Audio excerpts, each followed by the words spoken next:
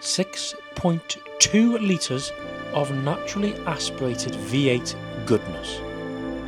The W204 is not just any C63, it's the C63. It has a soundtrack to make your hair stand on end. The C63 is from the era where the V8 was at its peak. The RS4 had a V8 and even the M3. So there's only one place to come and play with this V8 soundtrack: Wales, to attempt to wake the dragon. The thing is though, this is the fire-breathing dragon round here, and it fills the hills with its V8 roar.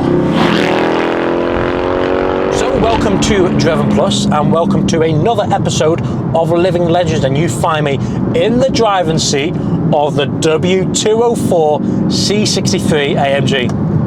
Oh, I'm so excited, listen to that.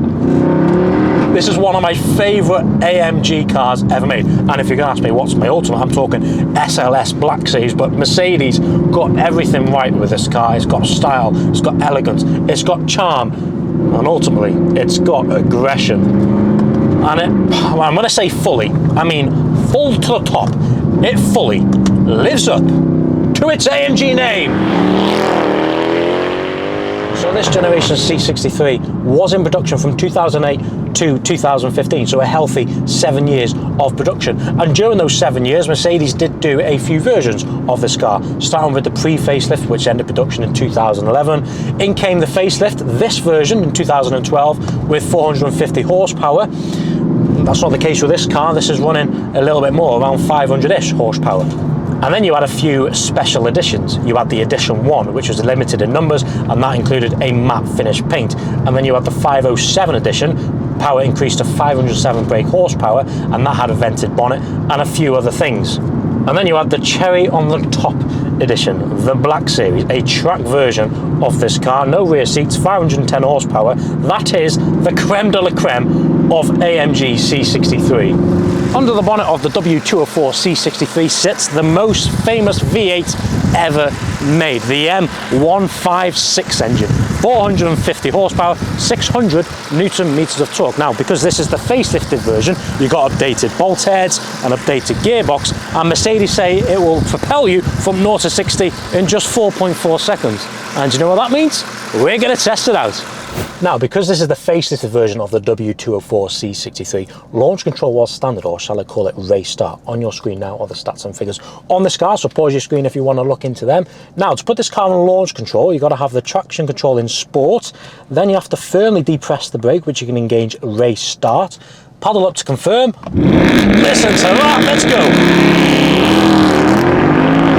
Oh, so nice. 3.97 seconds. That's rapid. I'm so happy with that, and I think Nigel's going to be really happy with that as well. Back to the review. For me, the interior of this car is from an era where Mercedes was at its peak. It's just built so well. Everything is just solid, and I much prefer this sort of cabin over a big screen nowadays, because everything has its place and everything has a job. It's just so easy to use. It's really comfortable. I can go in for hours in this. I particularly like the instrument cluster as well. I would have preferred to see the rev gauge in the middle, because I just thought that would have been nice due to that V8 as well. But however, I do like the little detail that Mercedes have put in of 6.3-V8. Talking of the V8, let's see what it sounds like when we start it up. Back on the road. Mercedes will never make a car like this again. The new C63 comes with a 2-litre engine. In the space of 9 years, this finished production in 2015, we're now in 2024. We've gone from a 6.2-litre, a naturally aspirated V8, to a 2-litre 4-cylinder hybrid shit thing. Okay, the new one may be faster, but I'll tell you one thing. The new one does not do this.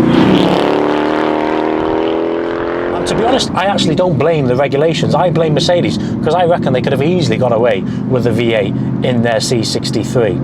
And that car is such a gorgeous looking car, but the engine just lets it down. It was crying out for a V8 engine. And you could have easily had another generation of a V8 C63. The BMW did it with their M3. Because let's be honest, Who's buying that car with a 2-litre engine? You go and buy the M3 with a straight 6. It's a no-brainer. There's just one problem I seem to have with this car, and it's the same problem I had with the SLK 55 AMG. If you want to watch my review on that car, click on the pop-up banner there. And that issue is the gearbox. Now, I'm not complaining about the gearbox, because what you get is a 7-speed dual clutch system, MCT transmissions, which stands for multi-clutch technology, and it works really well. It's really crisp, downshifts are lovely. But just imagine how good this car could have been with a manual gearbox. Yeah, I thought it would have been really nice to really just take that connection to another level. And the U92 M3 or C63 AMG debate, personally, I see them as two completely different cars. This is more sit back, enjoy the ride. I see it more as a GT car, whereas the M3 is probably your proper driver's car, probably more driver focused. With this, I could just imagine being on your mountain road, giving you a really unique driving experience, letting that V8 push you along to your next petrol station. I've driven a V8 M3 and they're amazing. However, the driving experience of the two cars combined are completely different, which gives you a perfect excuse to buy the two cars. Buy the V8 Coupe, the M3 Coupe, for your track use, anything else such as your road trips when you come with Driven Plus, and then you buy the C63 Estate for the school run and going to B&Q and putting all the essentials in the back. We've got the perfect two-car garage then. Now, if you're planning on buying one to put away, please do not buy one for that reason. Only buy one if you're going to use it, because a car like this will never be built again, and therefore you have to experience this car. It's a once in a lifetime type of thing, and therefore it's a car you have to buy before you die. But what's the engine like? Well, I have to say, it's tremendous. It certainly lives up to the hype. But one thing I'm really impressed with, although it's naturally aspirated, it certainly does not feel like that. It's got a lot of low-end torque, 600 Newton meters, in fact. So I'm going to put this in 4th gear now, running about 1,500 RPM from the foot down. It's instantaneous. It's there. You know, it picks up really, really nicely. It's nice. You don't have to ring it like most naturally aspirated cars and get the power. However, though, when you do get it up in the revs, it's... oh, that's when everything comes alive. And I just love the outright power and brutality of it. Whoa, whoa, whoa.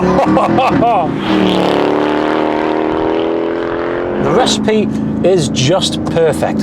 Hydraulic assisted steering, big V8 up front, rear wheel drive, and that soundtrack.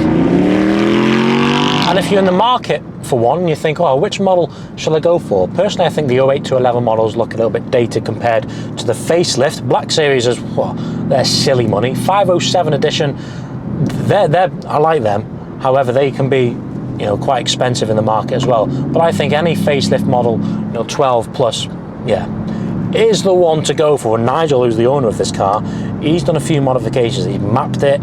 He's done a bit of a back box modification as well, you know, and it just sounds glorious. I just love the downshifts. You don't really have to drive this fast to enjoy it. And this car weighs around 1,700 kilos. And it feels pretty nimble. Is it as nimble as the U92 M3? No, I don't think it is, but it still gives you a good driving experience. Rear wheel drive, that V8 as well, naturally aspirated. All this you can pick up for 20k. And if you're a purist, you got to think, well, it's a no-brainer, and I'm going to experience one of the best V8s ever made. I really, really struggle to know that people will still go and buy that new C63 with a 2-litre engine when you can have this for 1/5 of the price. The new stuff is just not this. This is superior in pretty much every aspect. The build quality, the engine sound. Oh, by the way, the engine sound, yeah, that's coming from the exhaust, not the speakers. I'd like to thank you for watching my review on the W204 C63 AMG. Massive thanks to Nigel for coming down and lending me the car to do this review on. If you're watching at home, leave a like on the video, subscribe to our channel because we've got some really, really top tier content coming. So yeah, we'll see you next time. Cheers guys, bye.